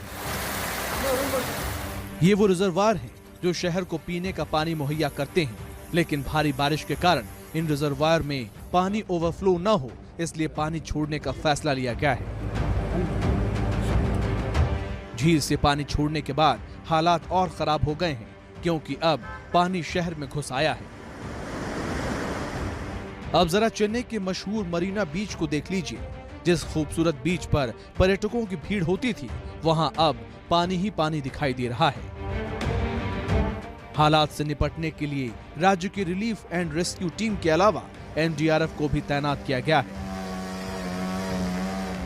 खुद मुख्यमंत्री एमके स्टालिन हालात पर करीब से नजर बनाए हुए हैं। कल सीएम स्टालिन ने कोलाथुर, पेरम्बूर, पुरसाईवल्कम, कोसापेट और ओटेरी का दौरा किया था। और पास के स्कूल में ठहरे प्रभावित लोगों को भोजन और राहत सामग्री वितरित की। அரசு அதிகாரிகள் மட்டுமல்ல, தேர்ந்தெடுக்கப்பட்டிருக்கக்கூடிய மக்கள் பிரதிநிதிகள், சட்டமன்ற உறுப்பினர்கள், நாடாளுமன்ற உறுப்பினர்கள், உள்ளாட்சி அமைப்பில் தேர்ந்தெடுக்கப்பட்டிருக்கக்கூடியவர்கள் எல்லாம் ஒருங்கிணைந்து அந்த பணியை நிறைவேற்ற வேண்டும் என்று நான் அறிவுரையாக சொல்லியிருக்கிறேன். மாணவர்கள் மற்றும் பொதுமக்கள் நலன் கருதி சென்னை अधिकारियों ने कांचीपुरम और तिरुवल्लुवर के जिलाधिकारियों को निचले इलाकों में रहने वाले लोगों को सुरक्षित स्थानों पर ले जाने की सलाह दी है। मौसम विभाग ने चेन्नई और उससे सटे जिलों में अगले 2 दिन भारी बारिश की चेतावनी दी है,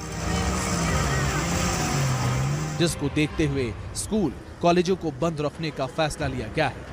तमिलनाडु में बिगड़ते हालात पर केंद्र की भी नजर बनी हुई है। प्रधानमंत्री नरेंद्र मोदी ने राज्य को केंद्र की सहायता का आश्वासन देते हुए ट्वीट किया। तमिलनाडु के मुख्यमंत्री एम.के. स्टालिन से बात की और राज्य के कुछ हिस्सों में अत्यधिक वर्षा से उत्पन्न स्थिति पर चर्चा की। राहत एवं बचाव कार्य में केंद्र की तरफ से हर संभव मदद का आश्वासन दिया। मैं हर किसी की कुशलता और सुरक्षा की कामना करता हूँ। और अब बात राजधानी दिल्ली की, जहां हर मामले पर सियासत होती है, लेकिन जनता को न साफ पीने का पानी मिल रहा है और न ही शुद्ध हवा।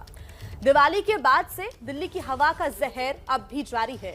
लोगों को सांस से जुड़ी तकलीफें हो रही हैं, लेकिन दिल्ली में नेता इस पर सियासत कर रहे हैं। 2 तस्वीरें भी इस वक्त आपको हम दिखा रहे हैं। दिल्ली में यमुना के पानी में अमोनियम की मात्रा बहुत अधिक पाई गई है, जिससे कई इलाकों में पानी की सप्लाई रोकनी पड़ी। सबसे पहले आपको दिखाते हैं स्थिति दिल्ली में प्रदूषण की।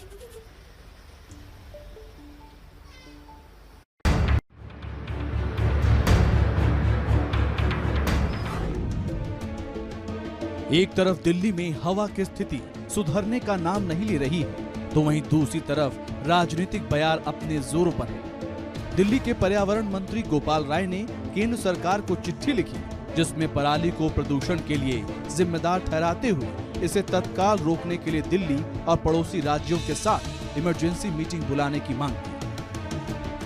देखिए, आज हमने अपने तमाम जो साइंटिस्ट हैं उनसे हमने बात की कि भाई 4 तारीख को दिवाली थी और आज भी प्रदूषण का स्तर अगर काफ़ी खतरनाक स्थिति में है तो उसका कारण क्या है। अभी जो सारे आंकड़े हमने एनालाइज किए हैं उसमें इस बात को साफ साफ दिखाई दे रहा है कि पिछले 5-6 दिनों में लगातार पराली की स्थिति बढ़ी है। दिवाली के दिन उसमें जंप हुआ और साथ साथ जो पटाखे यहाँ छोड़े गए उन दोनों ने मिलकर के हवा की स्थिति को खतरनाक बनाया है। इसलिए पराली जो पटाखे का प्रदूषण है वो तो धीरे धीरे डाउन जा रहा है, लेकिन जो पराली जलने की घटनाएं हैं वो जब तक नहीं रुकती हैं तब तक जो है दिल्ली के ऊपर जो ये प्रदूषण का खतरा है बना रहेगा। वहीं कांग्रेस पराली पर प्रदूषण का ठीकरा फोड़ने को लेकर दिल्ली और केंद्र की सरकारों पर निशाना साध रही है। 15 साल हम भी सत्ता में थे दिल्ली में और मैं उस सरकार का हिस्सा था। पराली शब्द हमने नहीं सुना था। ये पराली का बहाना 7 दिन पहले तक तो पराली का बहाना चला रखा था आम आदमी पार्टी, अब पटाखों का है। पंजाब में जाते हैं तो पटाखों के लिए दिल्ली की प्रदूषण को जिम्मेदार मानते हैं, दिल्ली में आते हैं तो पंजाब और हरियाणा के किसानों पर ठीकरा फोड़ देते हैं। जनता दोनों की असलियत जानती है। बहाने बनाने से अच्छा होगा कि दोनों मिलकर दिल्ली को प्रदूषण मुक्त करें। दिल्ली सरकार का दावा है कि बाबा खड़क सिंह मार्ग पर लगाया गया स्मॉग टावर प्रदूषण कम करने में मददगार है। वहीं गुरुग्राम के मेदांता अस्पताल के वरिष्ठ हृदय रोग विशेषज्ञ डॉक्टर कह रहे हैं कि स्मॉग टावर पैसे की बर्बादी है और इससे प्रदूषण में कोई खास फर्क नहीं पड़ने वाला है। Smog tower is a colossal waste of public money. Whoever has taken this order has done a grave mistake. The answer lies in preventing the air from getting polluted and not letting it be polluted. Pollution has killed more people in this country than COVID has. देश के सबसे बड़े डॉक्टरों में से एक doctor Naresh Trehan ने प्रदूषण से होने वाले नुकसान के बारे में जो कुछ बताया है वो बेहद डराने वाला है। इस प्रदूषण का सबसे बुरा असर बच्चों पर होता है। बात यह है कि ये जो बच्चों की न्यूरोलॉजिकल डेवलपमेंट है उस पर असर करती है ये टॉक्सिन्स। तो अगर जो उनकी परमानेंट डैमेज होगा तो इसके लिए इससे बड़ी मतलब सैड चीज हो नहीं सकती, हमें दुख की बात नहीं हो सकती कि बच्चों पे इतना हम अलाउ कर रहे हैं कि ऐसा इफेक्ट। दिल्ली में दिवाली के बाद जिस तेजी से प्रदूषण बढ़ा है, इससे कई लोगों को सीने में जलन, आंखों में लाली और खांसी सर्दी जैसी बीमारियां हो रही हैं। नेता इस पूरे मुद्दे पर राजनीति ही करेंगे, लेकिन जनता को अपनी जान खुद बचानी है। ये हर साल की कहानी है। और देखिए, दिल्ली में आज भी हवा की क्वालिटी में ज्यादा सुधार नहीं दिख रहा। अंजलि सिंह की एक खास रिपोर्ट आप देखिए। राजधानी दिल्ली में दम घोटने वाले प्रदूषण का कहर लगातार जारी है। दिल्ली में आज की स्थिति की बात करें तो अभी भी हालात चिंताजनक ही बने हुए हैं। इस समय दिल्ली एयरपोर्ट पर हम मौजूद हैं और आपको दिखाते हैं कि किस तरह से स्मॉग की परत जो है वो इस समय छाई हुई है और विजिबिलिटी भी काफी कम है। समीर आप जो है वो बताता है कि राजधानी दिल्ली में आज भी हालात कुछ ज्यादा बेहतर नहीं है। तो ये समीर ऐप पर अगर हम देखते हैं दिल्ली की आज की स्थिति, तो दिल्ली की ओवरऑल एयर क्वालिटी इंडेक्स जो है वो दिखाता है 383 एयर क्वालिटी इंडेक्स है। और अगर हम दिल्ली में अलग अलग इलाकों की एयर क्वालिटी की बात करें तो आप देखेंगे ज्यादातर इलाकों में 300 से ज्यादा, यानी ये रेड नजर आएंगे आपको। ज्यादातर इलाके, तकरीबन सभी इलाके जो हैं वो डेंजरस की कैटेगरी में ही आते हैं। 1 नवंबर से 6 नवंबर की बात करें तो दिल्ली सरकार की ओर से नासा की रिपोर्ट के हिसाब से आंकड़े जारी किए गए हैं, जिसमें पराली जलाने की 21,000 से ज्यादा घटनाएं दिल्ली सरकार का कहना है पड़ोसी राज्यों में हुई है, जिसमें हरियाणा, पंजाब और उत्तर प्रदेश शामिल है। इसके अलावा दिवाली के बाद जरूर प्रदूषण बढ़ा था और एयर क्वालिटी इंडेक्स उसके बाद से जरूर सुधरा है। एयर क्वालिटी में थोड़ा सुधार हुआ है। आपने दिल्ली की आबो हवा का हाल तो देख लिया, लेकिन अब दिल्ली में पीने के पानी की हालत भी देख लीजिए।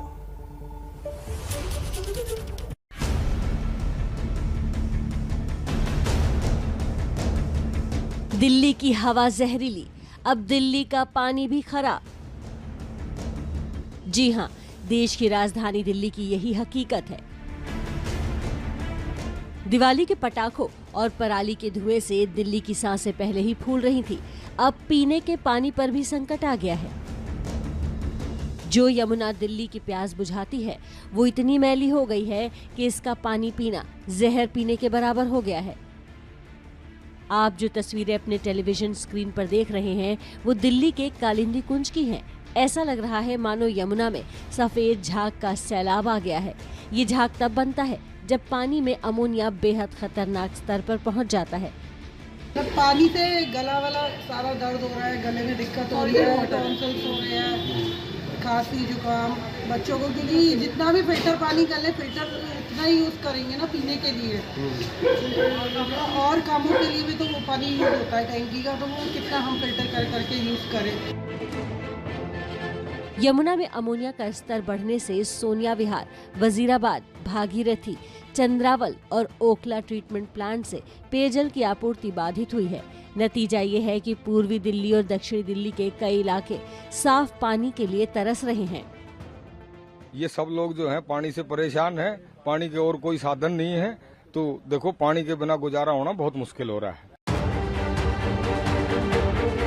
दिल्ली में जल संकट पर राजनीति भी शुरू हो गई है।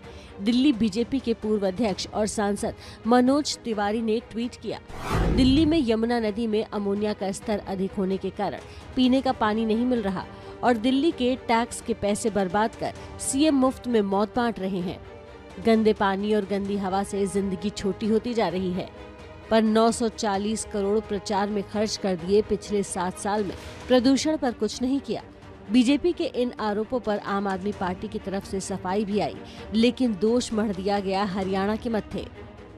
यमुना नदी का जो पानी हरियाणा सरकार की ओर से दिल्ली में आता है, उस यमुना नदी के अंदर इंडस्ट्रियल वेस्ट और कई प्रकार के पल्यूटेंट्स के डिस्चार्ज के चलते पानी में गंदगी का स्तर बढ़ गया था, जिसे हम तकनीकी भाषा में अमोनिया कहते हैं। अमोनिया का स्तर 3 ppm तक पहुंच गया था। जब गंदगी का स्तर इतना बढ़ जाए तो कोई भी वाटर ट्रीटमेंट प्लांट उस पानी का शुद्धिकरण नहीं कर सकता और गंदा पानी अपनी जनता तक नहीं पहुंचा सकता। वो कहते हैं ना कि भगवान को हर कोई अपनी आस्था के हिसाब से अपना समझता है। लेकिन अगर मामला चुनावी हो तो सबकी नजरें वोट बैंक पर ही होती हैं। यूपी में बीजेपी ने अभी हाल ही में निषाद पार्टी के साथ मिलकर चुनाव लड़ने का ऐलान किया, लेकिन अब निषाद पार्टी ने श्री राम पर ही आपत्तिजनक बयान दे दिया है। पूरी पॉलिटिक्स समझिए। राम और निषाद राज का जो जन्म है वह मखौड़ा घाट पर नियोग पुत्रेष्ठ कामी जग में नियोग विधि से खीर खिलाने के बहाने हुआ। खीर खाने से तो कोई बच्चा हो नहीं जाएगा ना, तो एक तरीका था, एक सम्मानजनक तरीका था। उससे कहते हैं कि दशरथ के वो तथाकथित पुत्र है, असली पुत्र वो श्रृंगी ऋषि निषाद। जिस श्री राम के नाम पर बीजेपी ने सत्ता हासिल की, अब उसी श्री राम को उनकी ही सहयोगी पार्टी न सिर्फ अपना बता रही है, बल्कि एक ऐसे दावे से अपना बता रही है जिस पर विवाद तय है। पिछले ही महीने बीजेपी ने निषाद पार्टी के साथ मिलकर चुनाव लड़ने का ऐलान किया है, लेकिन संजय निषाद अभी से बीजेपी को धमकाने लगे हैं। भारतीय जनता पार्टी ने खुद वादा किया था कि हम आओ साथ में चुनाव लड़ते हैं, आप जल्दी घोषणा करो, हम आरक्षण पर जल्दी से दस्तखत कराते हैं। पूरे एक महीना हो गया, लटकाए पड़े हुए हैं। जो 3 जातियां जो आरक्षण नहीं मांग रही थी, ओझा पठारी नायक, उन्हें लागू कर दिया परसों, और जिनके वादा किया था वैसे लटकाए हुए हैं। तो मेरा समाज अब धोखा खाने वाला नहीं है। उन्होंने कहा भाई गठबंधन पर हम विचार करेंगे अगर हमारा आरक्षण नहीं मिलता है। दरअसल निषाद वोट यूपी में, खासकर पूर्वांचल में खासी तादाद में है। निषाद पार्टी के साथ बीजेपी का आना दरअसल ओम प्रकाश राजभर की भारतीय सुहेलदेव पार्टी के एनडीए से जाने की भरपाई के तौर पर देखा जा रहा है। यूपी की करीब 60 सीटों पर निषाद वोटर जीत या हार तय करते हैं। निषाद पार्टी को साथ रखना बीजेपी की सियासी मजबूरी समझा जा सकता है, लेकिन भगवान श्री राम को लेकर दिया संजय निषाद का ये बयान बीजेपी को नागवार गुजरेगा या नहीं पता नहीं, लेकिन विपक्ष इसे जरूर भुनाना चाहेगा। आज मुंबई में बड़ी हलचल है। आज सुबह करीब 6 बजे एनसीबी की विजिलेंस टीम मुंबई के लिए रवाना हो गई है। वहां पर वो आर्यन खान केस में 25 करोड़ की फिरौती का आरोप लगाने वाले प्रभाकर सैल से पूछताछ करेगी। आज दोपहर वहीं दूसरी तरफ निगाहें इस बात पर भी हैं कि क्या आज एनसीबी के सामने पूछताछ के लिए आर्यन खान हाजिर होंगे। एनसीबी ने कल ही आर्यन को पूछताछ के लिए बुलाया था, लेकिन तबीयत खराब होने की वजह से आर्यन कल नहीं आए थे।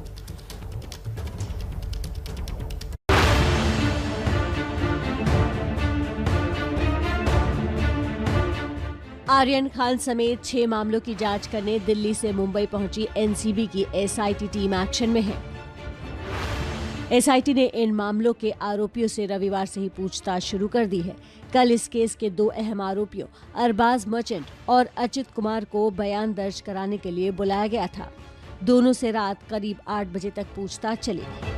इसी केस में आरोपी आर्यन खान को भी कल पूछताछ के लिए बुलाया गया था, लेकिन तबीयत ठीक न होने के चलते वो एनसीबी नहीं पहुंचे। आर्यन खान क्यों नहीं आया आज? तो क्या कोई रीजन बताया गया? आर्यन खान से पूछिए सर, कोई जवाब नहीं आया क्या? हालांकि एनसीबी के अधिकारी इस मुद्दे पर मीडिया से कोई बात नहीं कर रहे हैं, लेकिन सूत्रों के मुताबिक आर्यन की तबीयत ठीक रही तो आज नहीं तो मंगलवार को वो एनसीबी के सामने अपना बयान दर्ज कराने पहुंच सकते हैं। नारकोटिक्स कंट्रोल ब्यूरो की एसआईटी जिन 6 मामलों की जांच कर रही है, उनमें जितने भी आरोपी हैं, सबको एक एक कर पूछताछ के लिए बुलाया जाएगा। जिन 6 मामलों में पूछताछ होनी है, उनमें आर्यन खान, समीर खान, अरमान कोहली, मुंब्रा का एक मामला है जिसमें एमडी बरामद की गई थी। इसके अलावा एक जोगेश्वरी का भी मामला है जिसमें 1 किलो चरस मिली थी। डोंगरी का भी एक मामला है जिसमें आरोपियों के पास से ड्रग्स जब्त की गई थी। गौरतलब है कि 6 मामलों की जांच करने दिल्ली से मुंबई पहुंची एसआईटी टीम में कुल 13 जांच अधिकारी शामिल हैं।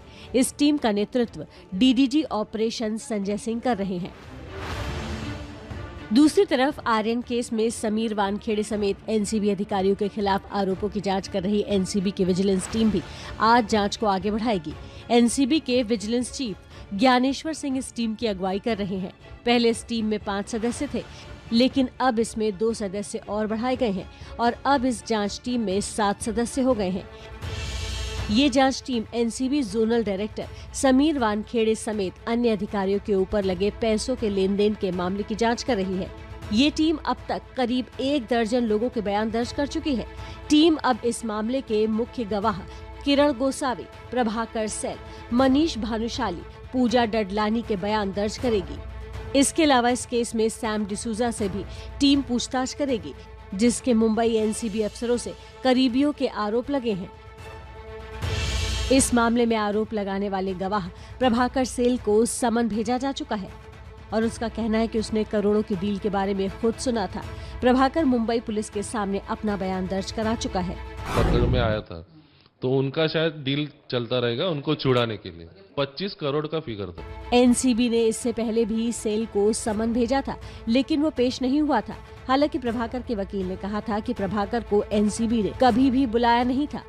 इसके अलावा सूत्रों की माने तो एनसीबी विजिलेंस की टीम इस बार स्पॉट विजिट के लिए क्रूज पर भी जा सकती है, जहां पर 2 अक्टूबर की रात चल रही ड्रग्स पार्टी के दौरान ही इस high profile drugs racket case का पता चला था और यहीं से आर्यन खान समेत कई जाने माने लोगों को पकड़ा गया था।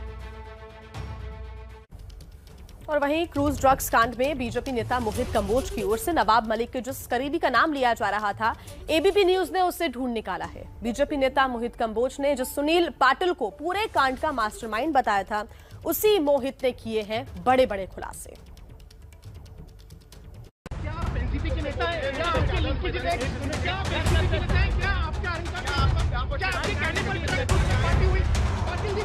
ये है सुनील पाटिल, जो क्रूज ड्रग्स केस में अपना बयान दर्ज कराने मुंबई पुलिस के एसआईटी के सामने पेश हुए। क्रूज ड्रग्स केस में एनसीबी के अधिकारियों पर लगे धन वसूली के प्रयासों के आरोप की जांच के लिए मुंबई पुलिस ने ये एसआईटी गठित की है। एसआईटी ने सुनील पाटिल के बयान दर्ज कर लिए हैं। एबीपी न्यूज से बातचीत में सुनील पाटिल ने कहा कि उसे मास्टरमाइंड कहना गलत है, वो खुद इस मामले में पीड़ित है। सुनील पाटिल के मुताबिक क्रूज पर छापा मरवाने में मनीष भानुशाली ने उससे मदद मांगी थी। नीरज यादव ने मनीष भानुशाली को फोन किया। अब भाव के साथ है तो बोलता है एक टिप आई है मुंबई में कार्डेला क्रूज पे एक बड़ी पार्टी होने वाली, ड्रग्स पार्टी होने वाली है। तो मनीष भानुशाली फोन कर आप कांटेक्ट निकालो एनसीबी से कांटेक्ट। मेरा कोई कांटेक्ट नहीं है, हाँ बट सैम डिसूजा करके था जिसको मैं 1 साल से जानता हूँ, उसका वो एक मैटर था तो उसने मुझे कॉल किया था। सैम को जानता था मैं, एनसीबी से उसके काफी अच्छे रिश्ते थे। सैम क्या करता है एनसीबी के लिए? सैमुअल डिसूजा, उसका नाम मेन सैमुअल डिसूजा है। सैमुअल डिसूजा एक्चुअली एक केस में था, 4 महीना पहले इसने मुझे फोन किया था कि भाई मेरे पे एक एनसीबी का समन्स आया है, मेरे को थोड़ा सा हेल्प करो, या फिर मेरा कोई कांटेक्ट नहीं तो मैं ये सब हेल्प नहीं करता। इस मामले में सुनील ने मनीष भानुशाली की मदद कैसे की, ये जानने से पहले जान लीजिए कि इस मामले में एक नया नाम नीरज यादव का आया है। आखिर कौन है नीरज यादव? नीरज यादव ये जो पहली टिप देने वाला, नीरज यादव ने धवल को 4 बजे कहा कि क्रूज पार्टी हो रही है बॉम्बे में, बहुत बड़ा गेम है, आप करते हो क्या? तो मैंने मना कर दिया। नीरज यादव ये है मध्य प्रदेश का रहने वाला, वहाँ के गृह मंत्री नरोत्तम मिश्रा और कैलाश विजयवर्गीय का कार्यकर्ता है। सुनील पाटिल का कहना है कि सैम डिसूजा का नंबर उसने मनीष भानुशाली और उसके साथियों को दिया था, लेकिन क्या इससे ये जाहिर हो जाता है कि ये सैम ही इस मामले की कड़ी थी और सैम ने ही मनीष भानुशाली को एनसीबी अधिकारियों से मिलवाया? क्या सैम के संबंध सीधे एनसीबी अधिकारियों से थे? जब सैम डिसूजा ने 4 महीना पहले पैसा दिया है, वो खुद एग्री करता है, तो आप सैम से ही पूछो। उसका हो सकता है तभी तो उसने पैसे देके छूटा हो 4 महीना पहले जून में। सैम का काम क्या है? सैम करता क्या? क्या वो ड्रग पेडलर का काम करता है? उसके कॉन्टेक्ट देखो आप, सैम के कॉन्टेक्ट लिस्ट अभी जब जांच एजेंसी पता करेगी तो उसके कॉन्टेक्ट लिस्ट में देखो किस किस के नंबर है, किस किस को सीडीआर निकालेंगे। जब अगर काम करता होगा तभी समन्स आया होगा ना। मनीष भानुशाली, सैम डिसूजा, किरण गोसावी उस दिन एनसीबी के ऑफिस से कंटिन्यू साथ में ही थे ना। मुझे 2 तारीख को जब पता चला कि इन्होंने रेड की, मेरे को जगाया गया होटल से, धवल का फोन आया था 10 साढ़े 10 बजे कि आप उठो, ये काम हो गया उनका।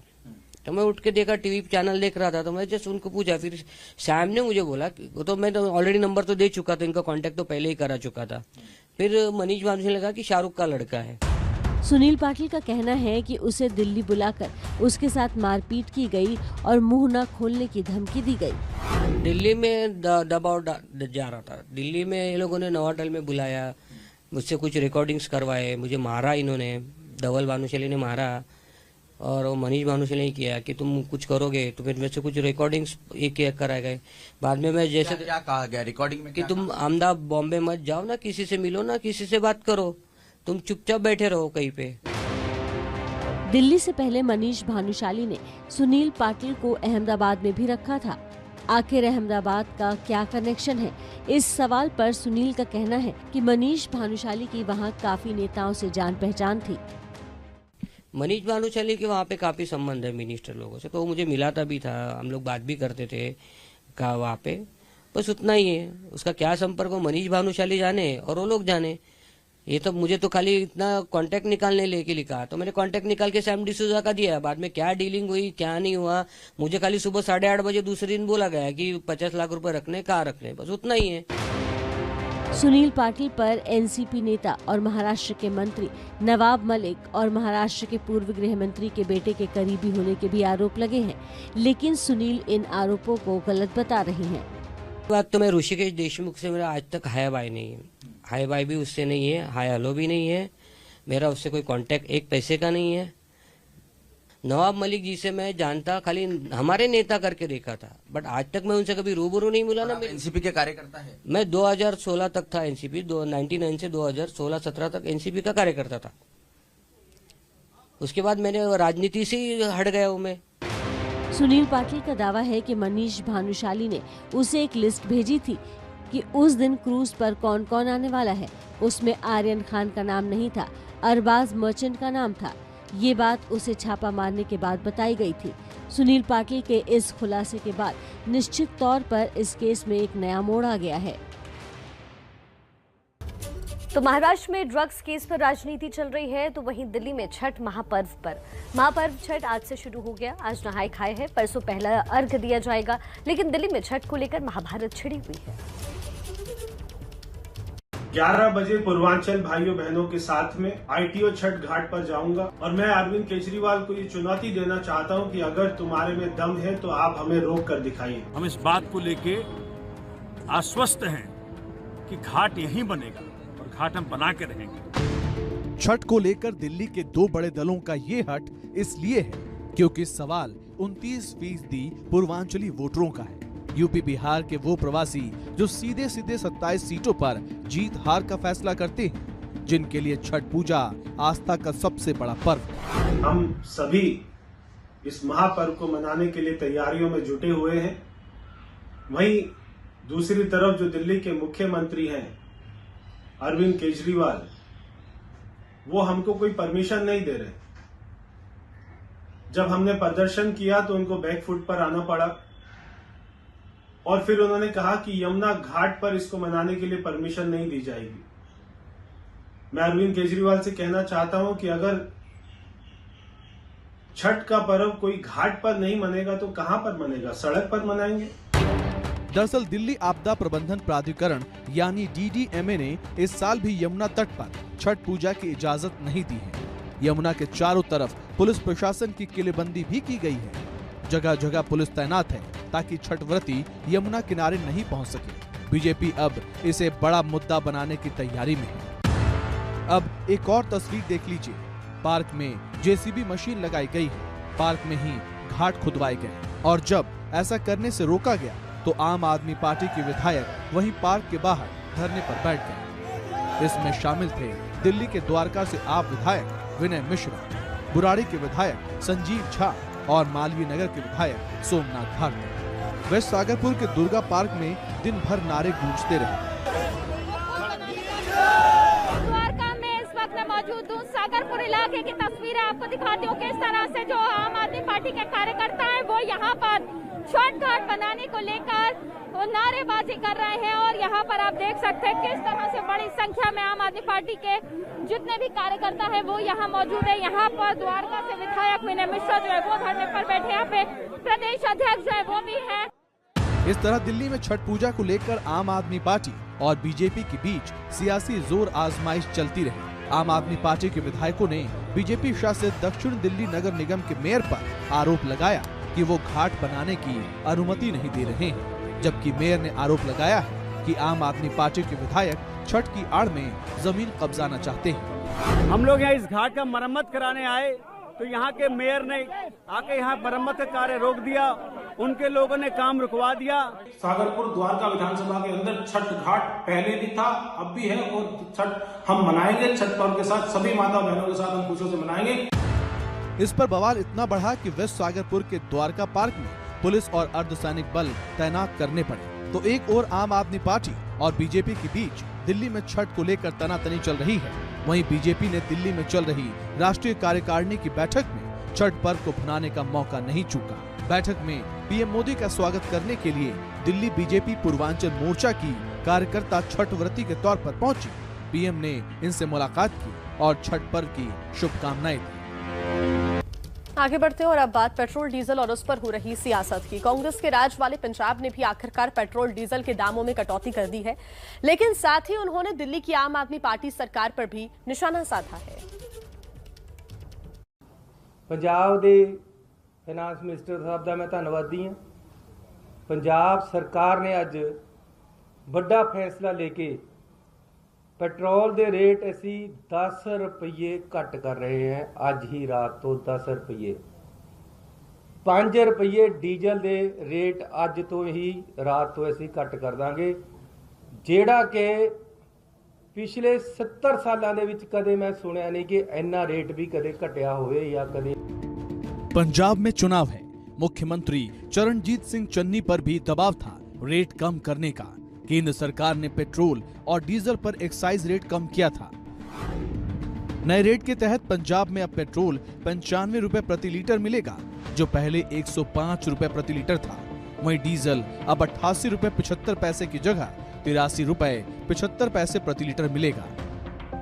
इससे पहले पंजाब में चन्नी सरकार ने बिजली के दामों में भी कटौती की थी। 1 नवंबर को चन्नी सरकार ने राज्य कर्मचारियों के महंगाई भत्ते में 11% बढ़ोतरी की घोषणा की थी। इसके अलावा राज्य में 3 रुपए प्रति यूनिट बिजली भी सस्ती करने का ऐलान किया था। पंजाब सरकार ने 7 किलोवाट तक बिजली उपयोग करने वालों को रियायती दरों पर बिजली मिलने का ऐलान किया था। बिजली के दाम कम करने के ऐलान के पीछे माना जा रहा है कि अरविंद केजरीवाल की घोषणा का दबाव है चन्नी सरकार पर। केजरीवाल ने पंजाब दौरे के समय बिजली के दाम कम करने का वादा किया था। अब पेट्रोल डीजल के दाम घटाने के तुरंत बाद पंजाब सरकार के ट्विटर हैंडल से दिल्ली की आम आदमी पार्टी सरकार पर निशाना साधा गया है। पंजाब में आज रात से पेट्रोल 95 रुपए प्रति लीटर और डीजल 83 रुपए 75 पैसे प्रति लीटर मिलेगा। वहीं दिल्ली में पेट्रोल 104 रुपए 1 पैसे प्रति लीटर है और डीजल 86 रुपए 71 पैसे प्रति लीटर बिक रहा है। इस पूरे मामले पर राजनीति एक तरफ, फिलहाल जनता के लिए राहत की बात यह है कि पेट्रोल डीजल के दाम कम जरूर हो गए हैं। चलिए अब खबरों में आगे बढ़ते हैं। देखिए, मेघालय के गवर्नर सत्यपाल मलिक ने एक बार फिर किसानों के मुद्दे को लेकर केंद्र सरकार को घेरा। राजस्थान में एक कार्यक्रम में शामिल हुए गवर्नर मलिक ने इशारों ही इशारों में केंद्र सरकार, बीजेपी नेताओं सबको खरी खरी सुनाई। बड़ा आंदोलन आज तक नहीं चला जिसमें 600 लोग शहीद हो गए। मरती है तो दिल्ली के नेताओं का शोक संदेश जाता है। मैं इस बात से बहुत आहत हूँ। हमारे 600 लोग मरे, उस पर कोई नहीं बोला। सत्यपाल मलिक बीजेपी के इकलौते नेता हैं जो खुलकर किसानों के समर्थन में लगातार बोल रहे हैं। मलिक साहब बहुत आभार। सत्यपाल मलिक ने जयपुर में हुए इस कार्यक्रम में ये भी दावा किया कि किसानों के आंदोलन को लेकर वो पीएम मोदी से भी मिले। प्रधानमंत्री जी से मिलने गया तो मैंने उनको कहा कि आप गलतफहमी में हैं, ना तो इन सिखों को हराया जा सकता और ना इन जाटों को हराया जा सकता। 2 काम मत करना, एक तो इन पे बल प्रयोग मत करना, दूसरे इनको खाली हाथ मत भेजना। झूठे भूलते भी नहीं है। सत्यपाल मलिक साहब। हालांकि सत्यपाल मलिक ने ये भी कहा है कि सरकार एमएसपी नहीं हटाना चाहती और उन्होंने इसका कारण भी बताया। किसी का नुकसान होता है एमएसपी लागू हो जाने से।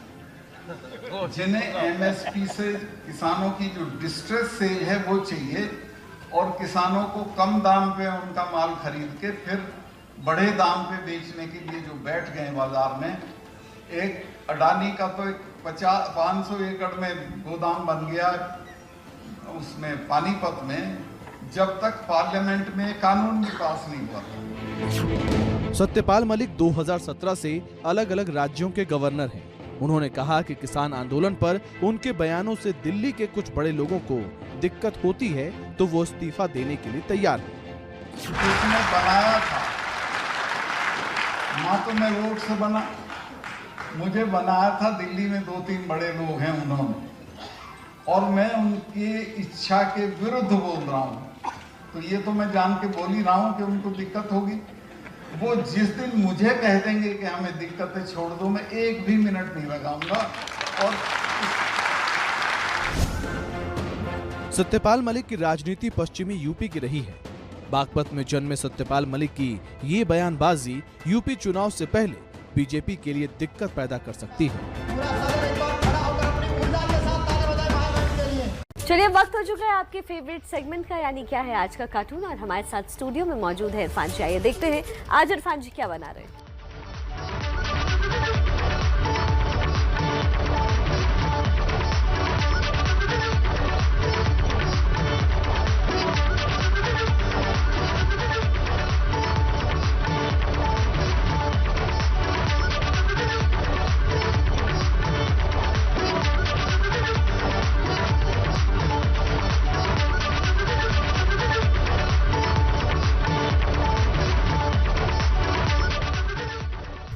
और अब सीधे चलते हैं इरफान जी के पास और जानते हैं आज अपने कार्टून के जरिए वो क्या कुछ बता रहे हैं। इरफान जी, देखिए T20 में कप लाने की उम्मीद इस बार भी खत्म हो गई है। दर्शकों को खासी निराशा हाथ लगी है। अब देखना यह है कि विज्ञापनों में ज़्यादा दिखाई देने वाले, खेलों में कम दिखाई देने वाले हमारे ये खिलाड़ी क्या दोबारा से फॉर्म में आएंगे और अपना जौहर दिखाएंगे।